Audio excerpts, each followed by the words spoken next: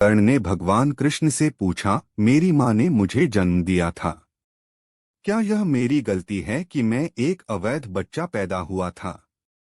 मुझे द्रोणाचार्य से शिक्षा नहीं मिली क्योंकि मुझे क्षत्रिय नहीं माना गया था। परशुराम ने मुझे सिखाया, लेकिन फिर मुझे सब कुछ भूलने का अभिशाप दिया जब उसे पता चला कि मैं क्षत्रिय कुंती का पुत्र हूँ। एक गाय को गलती से मेरा तीर लग गया और उसके मालिक ने मुझे मेरी गलती के बिना श्राप दिया। मैं द्रौपदी के स्वयंवर में अपमानित था। यहाँ तक कि कुंती ने अंततः मुझे अपने अन्य बेटों को बचाने के लिए सच्चाई भी बताया। जो भी मैं प्राप्त किया दुर्योधन के दान के माध्यम से किया, तो मैं उनका पक्ष लेने में गलत कैसे हूँ? भगवान कृष्ण ने जवाब दिया, कर्ण, मेरा जन्म जेल में हुआ था। मृत्यु मेरे जन्म से पहले ही मेरे लिए इंतजार कर रही थी।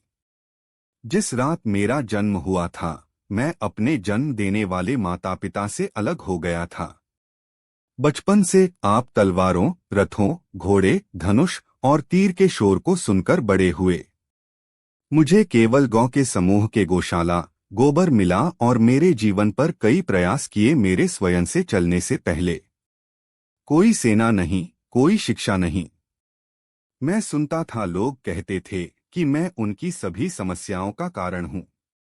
जब आप सबको आपके शिक्षकों द्वारा आपके बहादुरी के लिए आपकी सराहना की जा रही थी, तो मुझे कोई शिक्षा भी नहीं मिली थी। मैं 16 साल की उम्र में ऋषि संदीपनी के गुरुकुल में शामिल हो गया।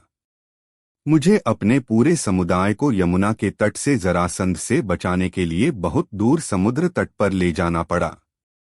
मुझे भागने के लिए रणछोड़ कहा जाता था। यदि दुर्योधन युद्ध जीतता है तो आपको बहुत अधिक श्रेय मिलेगा। धर्मराज के युद्ध जीतने पर मुझे क्या मिलेगा?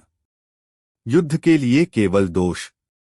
कर्ण, एक बात याद रखो, सभी को जीवन में चुनौतियां हैं। जीवन किसी भी तरह से निष्पक्ष और आसान नहीं है। लेकिन सही धर्म आपके मन, विवेक को जानकारी है। इससे कोई फर्क नहीं पड़ता कि हमें कितना अनुचितता मिली, कितनी बार हम अपमानित हुए, कितनी बार हम गिरते हैं। महत्वपूर्ण बात यह है कि उस समय आप कैसे प्रतिक्रिया किए। जीवन की अनुचितता आपको गलत रास्ते पर चलने का अधिकार नहीं देती है। हमेशा याद रखें, जीवन कुछ बिंदुओं पर कठिन हो सकता है, लेकिन भाग्य हमारे पहने हुए जूतों द्वारा नहीं बनाया जाता है, बल्कि हमारे द्वारा उठाए गए कदमों द्वारा।